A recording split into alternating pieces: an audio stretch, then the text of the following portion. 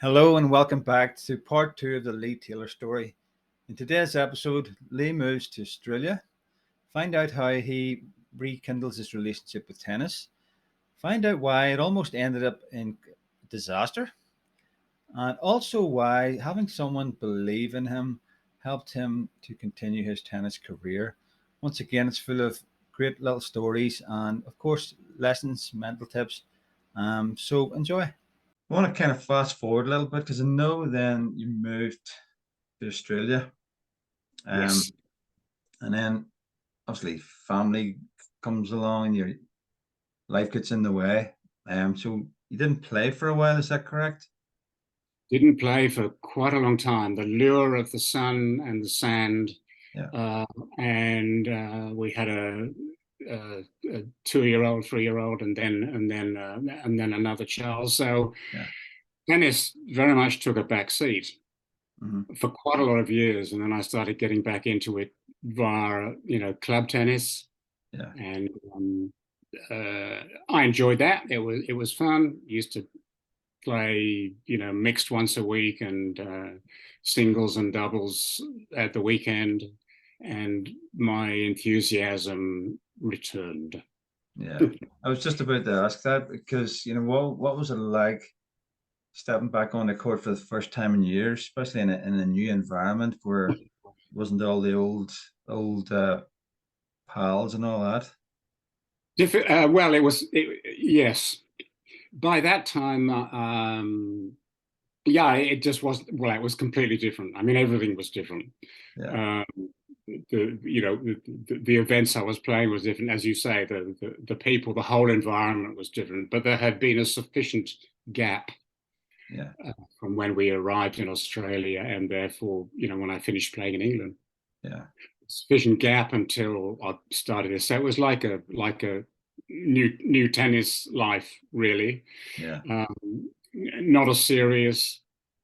Uh, Fun. I very much enjoyed playing with the team that I did play with, and that was fun for a fair Yeah. number of years. I was working hard uh, every day, so it was completely different environment. Everything was different. You, Uh, you you mentioned fun again there. What is that? And you're working hard. How was it important to have that outlet again of tennis, something that you'd loved many years ago? Was it so important? And was that, as you said, the enthusiasm started to come back even more then? Did that start to build for you to get more competitive again? yes, Yeah, I realized quite soon that much as I loved playing doubles and mixed in yeah, those team competitions, those club competitions. Singles is what I yeah, wanted to do very much. And on a Sunday morning men's, we used to play a singles, one singles and two doubles. So I realized quite quickly that much as I enjoyed the doubles, singles is what I yeah, wanted to do because I liked the idea of being totally responsible for achieving or if you like failing. So yeah. and learning from that, and I wanted to get back into singles. Mm. As you were speaking there, I was just thinking back to whenever you played cricket. Was that kind of the lure? Some people just don't. They like that everything's on the line. It's just them against their opponent rather than having a team sometimes to pick up the slack. If you're having an off day. Yes, look, don't get me wrong. Every team environment, I can say unequivocally, I enjoyed. Yeah. Okay. It obviously a lot depends how one gets on with everybody. Yeah. Uh, every team I played in, I enjoyed it, Yeah. but I wanted the responsibility. I wanted to be in control of my own Yeah. destiny, if you And when I spoke more. to other players as well, they like the fact that in a team sport you don't always have you're not always involved in the action, but with singles tennis, you're always in the action. You can't take your eye off the ball, so to speak. So, does that resonate? Yes, of course. But I have had some wonderful doubles experiences. Yes. But um, and I've had some wonderful partners, and we've had a lot of fun. Yeah. But there was always at the back of my mind, singles is what I enjoy most. Yeah. I Okay. loved the sport, and I enjoyed very much the doubles, but I wanted to see what I could do on my own, and Yeah. win or lose, it totally me. So you never lost the hunger then, like the competitive hunger. No, Yeah. You can no, even see, I can see it in your eyes now. It means something. So yeah. it's good to see that still there. So you moved to Australia, you got back into tennis. When was your first kind of competitive match or tournament then, and how did it go? I remember, I remember playing it was actually doubles. It was the first tournament I remember, as opposed to excuse me, competition Yeah. between clubs and so on. I remember was at a club in Sydney, lovely grass courts, and my partner was a good friend of mine, Mm. and we went on for the first round, and we were playing two guys who were younger than us, Mm. and had a reputation, good reputation, Yeah.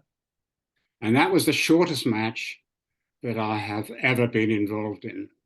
It lasted 21 minutes Wow. from when the hit up started until we shook hands at the net.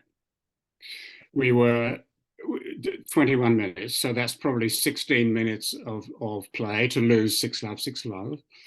Yeah. And I'm still friends with one of the guys, and I remind him occasionally. I mean, he's in Australia now, and I'm not, but occasionally I remind him that I said every time I see your name, Wayne, I think of that. And he doesn't remember, of course. Yeah. One tends to remember when, well, at least I do. I tend to remember matches where I've been beaten rather than I won. But 21 minutes.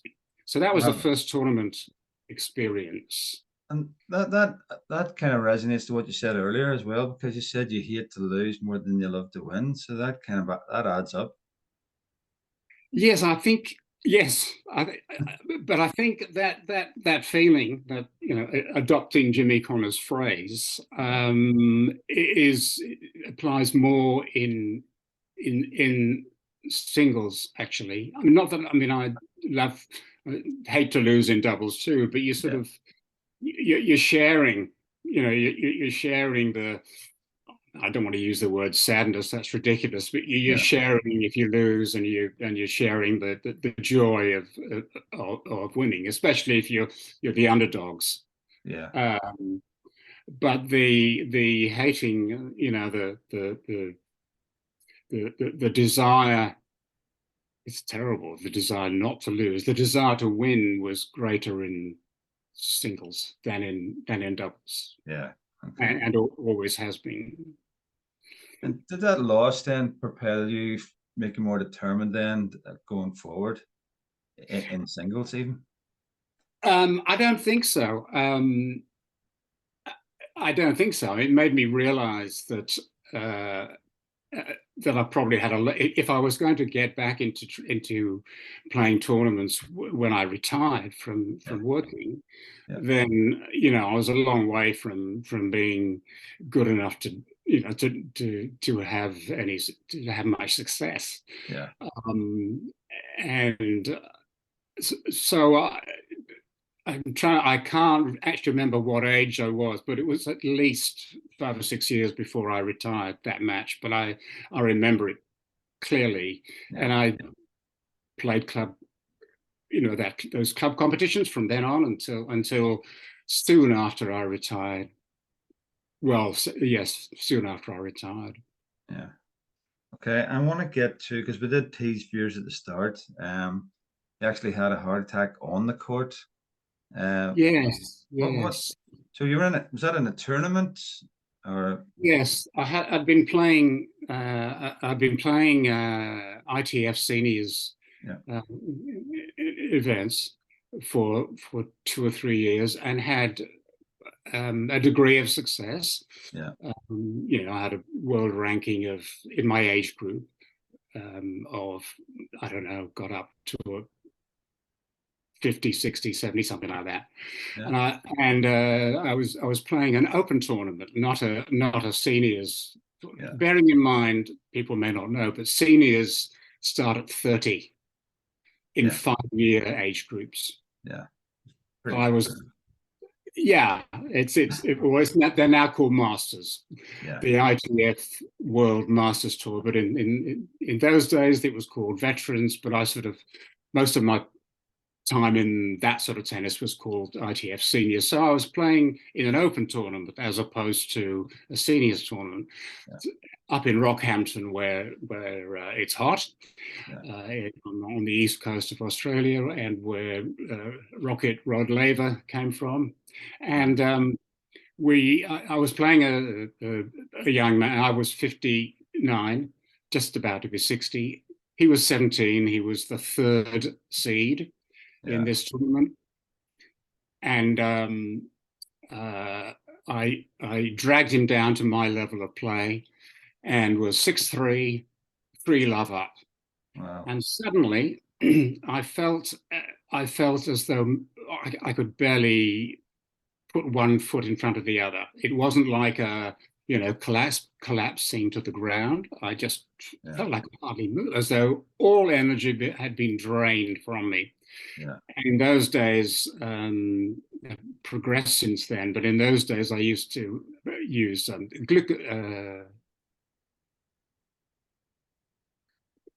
anyway, an ordinary tablet to give you energy. Yeah. Yeah.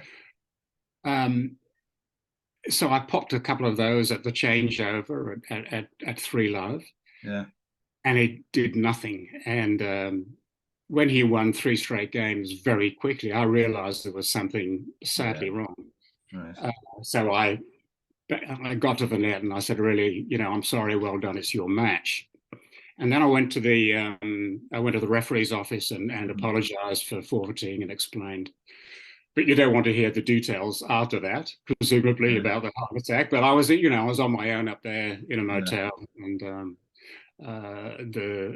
they stabilized me up there. They said he'd had a heart attack. Yeah. And Royal Flying Doctor flew me down to Brisbane. Wonderful service, and I had 3 stents put in, one artery, and I was told by one surgeon, one sister, and one nurse that you won't be able to play serious tennis again, which must be sad for you. But you have a bit of a hit and giggle occasionally, but you mustn't ever do it. Yeah.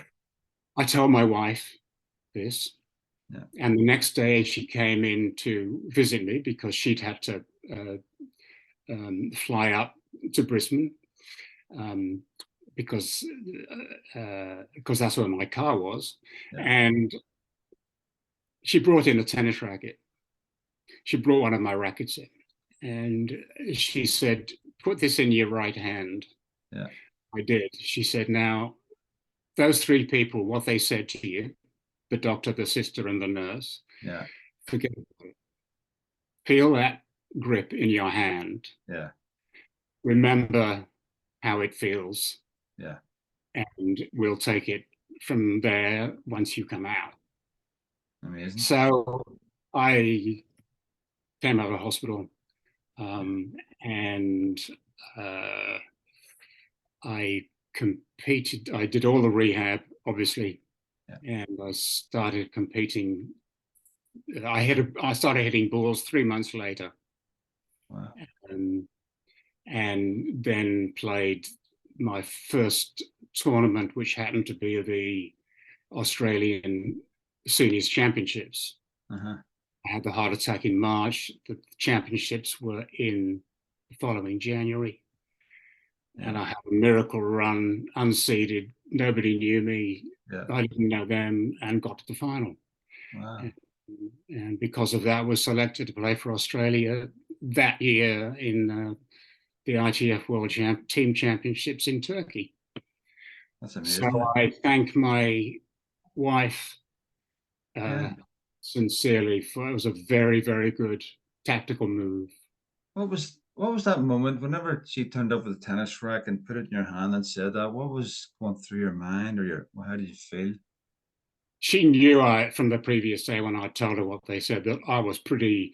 I mean, depressed is a very strong word, Yeah. but I was very down, put it that way, Yeah. because I believed them. Yeah. They know what they're talking about. They're Yeah. experts, and I was very down when she brought the racket in. I thought, what is this? Yeah. She said, look, she said they don't know your passion. Yeah. Uh, the fact that you survived okay with the heart attack means you're fit for your age. Yeah. Yeah. Um, there's no stopping you. You do your rehab, do everything right, see how you feel, and take it from there. And she was absolutely right, because I was really very down. Yeah. And what was it? She may not have said the words, or she may have said the words, but obviously she believed in you. So what's it like for anybody watching? How's it important to have someone to believe in your ability, your passions, behind you? Extremely important. Yeah. Uh, she'd never played tennis. Um, Yeah. and but she knew very well my passion for it, and has always been extremely supportive, Yeah. um, and allowed me to babble on after a good Yeah. win, or a bad loss, or I mean a big difference, a big difference. I never felt, going away to play tournaments, I never felt guilty. Yeah. um, she was always probably glad to get rid of me for a little while. Uh, Yeah. no, yeah, no. I mean, if the situation had been different, I Yeah. wouldn't have had the fun, and perhaps the little bit of success that I've had. I wouldn't Yeah. have done. I was going to say, that's scary, especially when people kind of tell you you're kind of finished. You get that new lease of life again. Is there a different attitude to playing tennis after you've had something like that? Almost someone taking your passion away, someone or something. Is there like, uh, renewed vigor, enthusiasm? Well, yes. I mean, I didn't feel great when I came out of hospital, Yeah.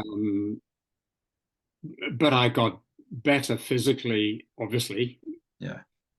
and mentally, because when my friends said to me, "So are you going to play again?" With that sort of, Yeah. I said, "Yes, I am going to." And they said, "Oh, good, no, good." Yeah. Um, and that made me more determined, and the passion certainly came back. And I thought to myself, well, what am I going to aim for? I'm going to aim for those championships, and if I'm out first round, which is likely, but Yeah. got to put a positive spin on it. I'm going to Yeah. be back. I'm going to be back. But no, the passion came back very quickly as I physically got better, and Yeah. as I started hitting the ball again. So when anyone said to me, "You're going to, with what's happened," I said, "Yeah, because I've had my heart attack. Yeah. Mine's gone." Yeah. Uh, so I don't have that to concern myself anymore. Now I just turned 60. I said, mine's gone. I hope you don't have one, but mine's Yeah. gone. That's a good That's it. good attitude. Um, did it in an ironic sort of way? Did it kind of take some pressure off? Because, as you said, you maybe expected yourself to go out first round, even though you're still playing, having your passion. There was no expectations to go deep in a tournament. What was the first bit of the question? I'm sorry. The first bit was, sometimes you put yourself under pressure, but now, you've had a heart attack, and it's, even though you're getting to play again, it's like, well, I'm under no pressure to perform. I'm just trying to get back into it. Yes, yeah, I felt no pressure at that tournament at Yeah. all. Yeah, and you went to the final. Especially as I didn't really know the players. I played one of them before, a couple of years before, and got walloped by him. I didn't. Yes, I felt no pressure, even as it was just excitement. I mean, even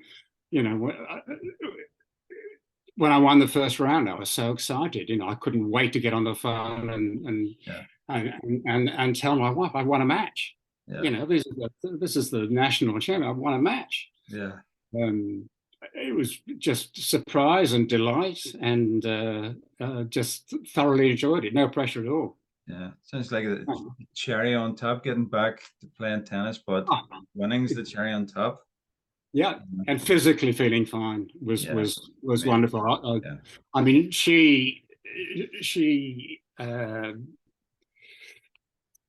encouraged me very much to believe in that all is well, with the heart. That she said you've been dealt with by experts, you're fine. Yeah. If you feel anything at all, then stop. But you just, that's behind you now. Yeah. So, I went into that tournament feeling very good mentally, feeling absolutely terrific. And I can picture it now. Yeah.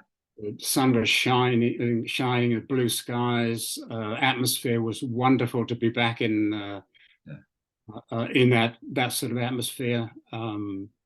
Yeah, it was a great tournament. I loved it. It's good. Appreciate you sharing this, because it is an inspiration to other people watching. Because I'm sure other people have been told, to give up. This is, it's too much for you. So I'm sure they're quite miserable if they're not playing tennis, and they've kind of took the doctor's advice. And I'm not saying don't take doctor's advice. I think you should get a second opinion. But it is important to have that person behind you, believing in you, and encouragement as well. Yeah. Have you had any problems since then? Has everything been fine?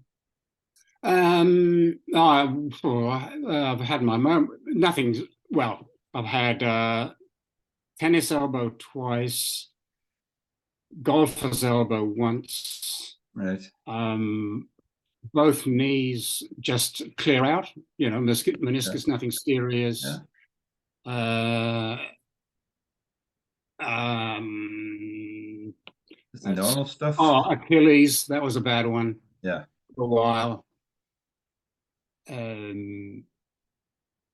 That's about it. I mean, the normal sort of tennis injuries, if you like, especially as I got older.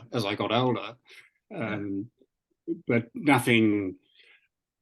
I mean, the tennis elbow put me out for 10 months. Achilles put me out for about 7. But I found ways. I tried every conceivable way. So nothing life-threatening or that would stop me getting back.